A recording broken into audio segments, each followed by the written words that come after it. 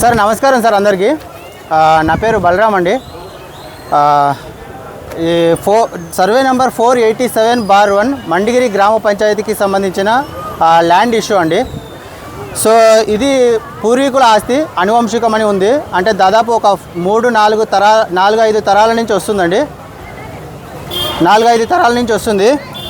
అయితే ఇందులో హక్కుదారులు వచ్చేసి 5 మంది ఉన్నాము.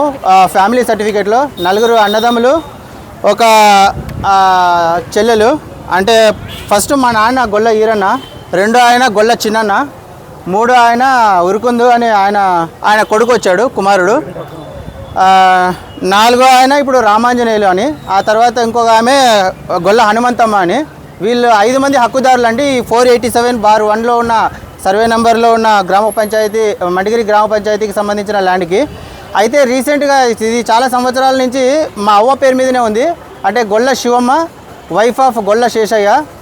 రీసెంట్గా March 7న మేము అడంగల్ చూస్తే మా అవ్వ పేరు మీద నుంచి మా చిన్నాన్న గొల్ల రామాంజనేయుల పేరున ట్రాన్స్ఫర్ అయ్యిందండి. మాకు ఎవరికి కూడా ఇంటిమేషన్ ఇవ్వలేదు, ఈ హక్కుదారులు ఎవరికి కూడా నోటీస్ కూడా ఇవ్వలేదు.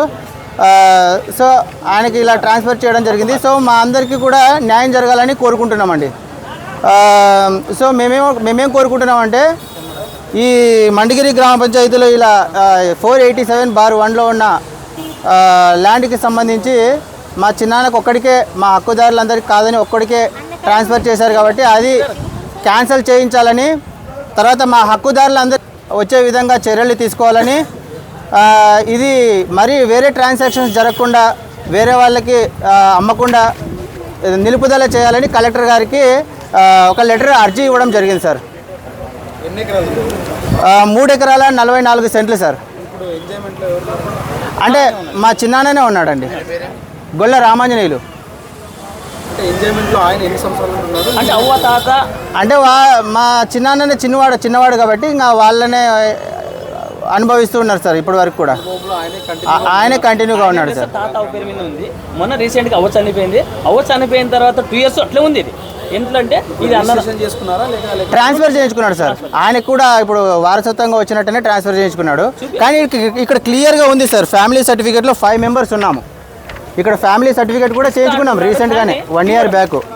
ఈ ఫ్యామిలీ సర్టిఫికేట్ని కూడా బేఖాతరు చేసి తర్వాత మాకు ఏ ఇంటిమేషన్ ఇవ్వకుండా ఈయన ఒక్కడే ట్రాన్స్ఫర్ చేయించుకోవడం జరిగిందండి.